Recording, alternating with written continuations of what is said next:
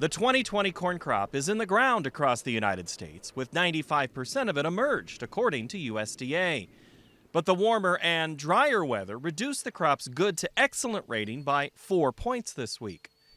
The soybean crop is 93% planted, 81% emerged, and 72% either good to excellent, the same as last week for conditions. However, drier situations are beginning to develop, according to the University of Nebraska's drought monitor. The biggest change came in Indiana and Iowa. Other locations in Minnesota, Kansas, and points west maintain some of their drought status. As of mid-May, more than 80% of the projected 3.2 million acres pegged for North Dakota by USDA were still unplanted.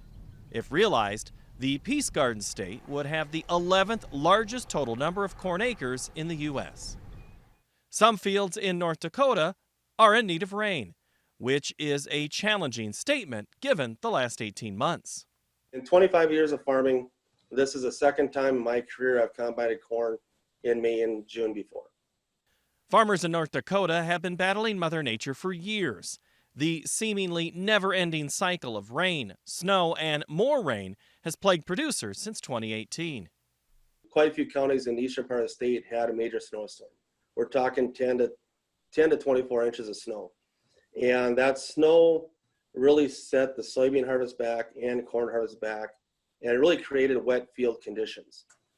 And since October of 18, it's been a cycle for a lot of counties in the state of just wet field conditions, very difficult trying to get crop planted, crop harvested.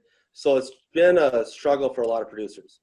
An ideal growing season for Melvin is planting the crop in late April with harvest in October. The spring harvest did lead to a reduced yield for Melvin. The crop did make up for that loss with lower moisture content and fewer discounts by the buyer. The altered spring schedule has forced the family to make changes on the fly. The thing for this year is the ground really wasn't fit to plant.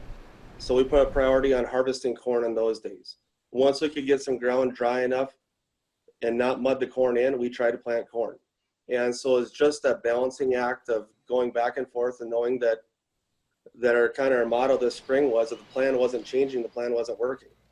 Because you maybe geared up the plant one day, but you switch gears, you're going to be combining because the ground wasn't ready.